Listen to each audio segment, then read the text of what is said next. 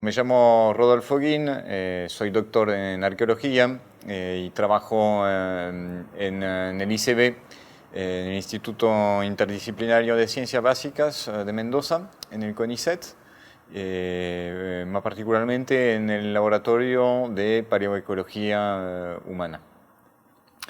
Bien, le voy a presentar algunos casos arqueológicos sobre lo que nos pueden contar un poco los hallazgos sobre proximidad. A través del tiempo, el intercambio de bienes a larga distancia ha permitido a las distintas sociedades humanas abastecerse en bienes exóticos, a veces imprescindibles por su supervivencia. Particularmente en el caso de los Andes, los circuitos de tales bienes han permitido la complementariedad entre distintos pisos ecológicos para proveer particularmente de recursos que no estaban disponibles localmente. La cordillera, si bien constituye una importante barrera geográfica, a través del tiempo, eso no impidió la circulación de las sociedades humanas desde tiempos antiguos, como el Pleistoceno. Un caso como bien ilustrativo de eso es Laguna del Diamante, investigado por la doctora Valeria Cortegoso del mismo laboratorio donde me desempeño y sus colaboradores, cuyos estudios mostraron que cuando los altopasos cordilleranos quedaron libres de glaciares, los grupos cazadores-recolectores atravesaron este importante macizo. Perdón. Cuando las poblaciones tenían una subsistencia basada principalmente en la caza y recolección de recursos silvestres, la movilidad estacional entre ambientes y el intercambio directo, el contacto entre las poblaciones, debieron ser los mecanismos operantes para intercambiar distintos recursos. Uno de estos bienes fue la obsidiana, un vidrio volcánico apto para la talla. La ventaja que ofrece esta roca es que tiene como una huella geoquímica peculiar, singular, de su yacimiento, del yacimiento donde se produjo. Entonces, eso es de gran interés para los análisis arqueológicos, porque al poder conocer la procedencia de esta roca, precisamente, los análisis que se operan en los desechos de talla e instrumentos tallados en esta roca nos permiten conocer, digamos, los movimientos y los mecanismos de intercambio realizados por las distintas poblaciones del pasado. Y eso a todo lo largo de la cordillera. De hecho, como tendencia muy general a semejante escala, podemos plantear o sea, observar que hubo una baja de la movilidad de las poblaciones desde edades bastante tempranas y un proceso de sedentarización, o por lo menos parte de la población se sedentarizó a lo largo del Holoceno. Fue un aspecto muy elocuente, muy importante, muy clave, digamos, en este proceso de sedentarización es el advenimiento de las economías pastoriles, particularmente en los desiertos de altura, que es basada en los camellidos domésticos, como es, por ejemplo, la llama actual. En este contexto apareció el tráfico caravaneo, que ya en un contexto donde la llama no solamente fue un animal, digamos, de ganadería, sino también un animal de carga. Este tráfico posiblemente fue realizado por un grupo particular de individuo especializado en el arreo de estos animales de carga. Lo importante que pudo sistematizar, que pudo facilitar el caravaneo, la complementación económica entre distintos pisos altitudinales, entre distintos ambientes que proveían distinta clase de recursos.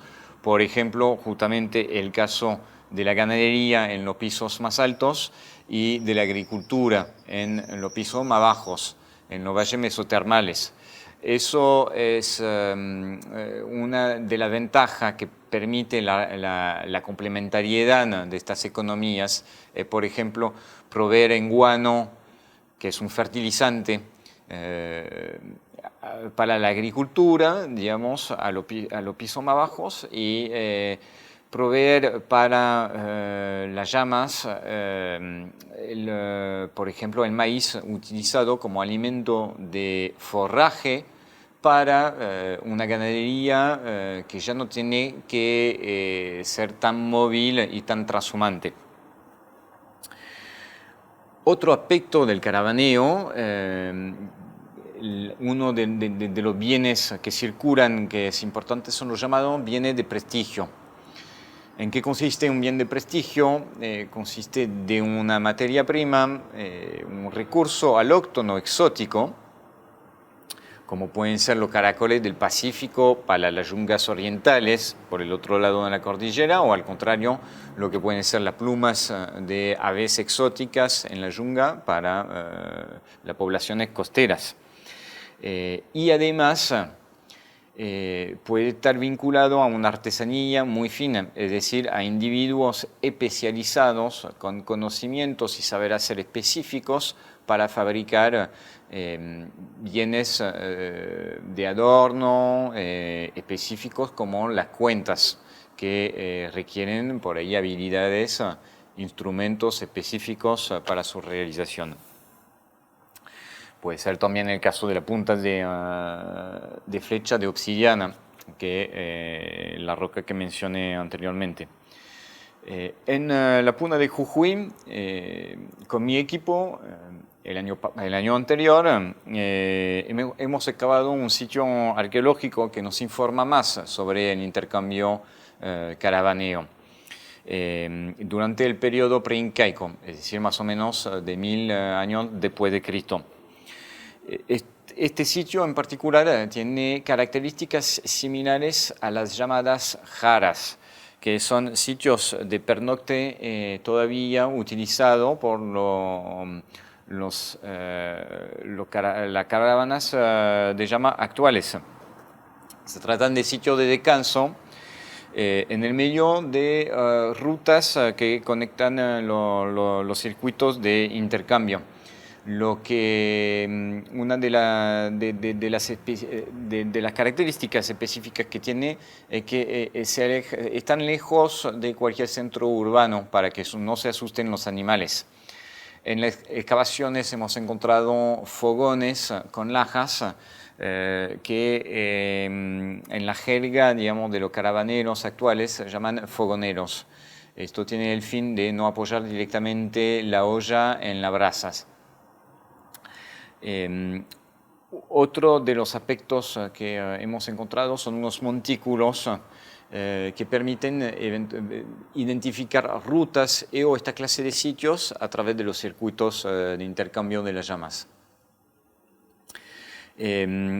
Otra de las características son los restos que hemos encontrado, y entre otros restos de obsidiana, justamente punta de flecha en obsidiana, así como restos de cuentas y restos minerales de turquesa y o malaquita, que requieren también un estudio específico para identificarla bien, que son los minerales muchas veces intercambiados justamente a través de este tráfico, en particular como bienes de prestigio.